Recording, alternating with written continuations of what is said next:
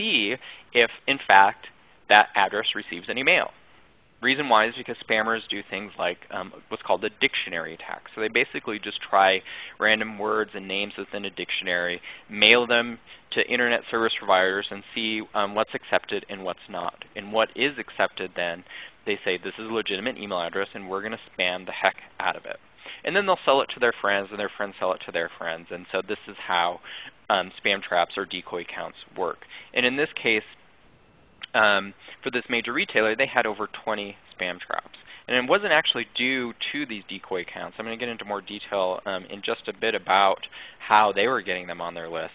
But they had over 20. And you actually want to keep that at 0. And their complaint rate was actually at a 0.7%, which is extremely high. The average good marketer has complaint rates less than 0.1%. And in fact, you want to keep your complaint rates less than 0.1%. If it exceeds that, it's time to start paying attention. And I'll tell you how you can actually look at that in just a little bit as well.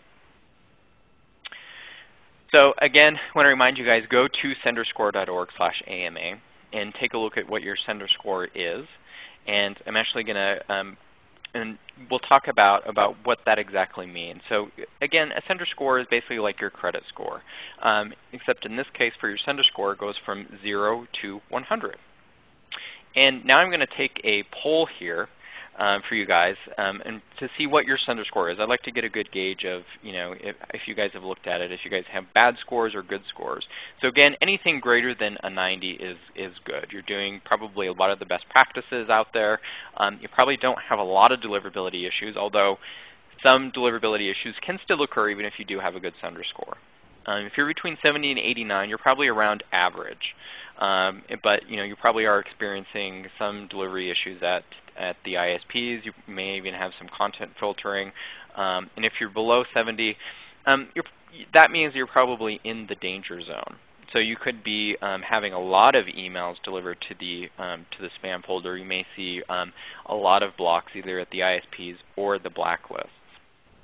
So looks like we have a lot of good responses here. So let's find out what the results here are. So a lot of you still haven't actually looked at your sender score, which is fine. Again, go to senderscore.org/AMA to look up what your sender score is and see what exactly how ISPs are viewing you and your IP address and your sending practices. Great news is that 35% of you are greater than 90, which is good. So keep up the good work for everyone. And some of you are on average between 70 and 89. And a very small portion of you are actually below 70. So that's good. However, I would say that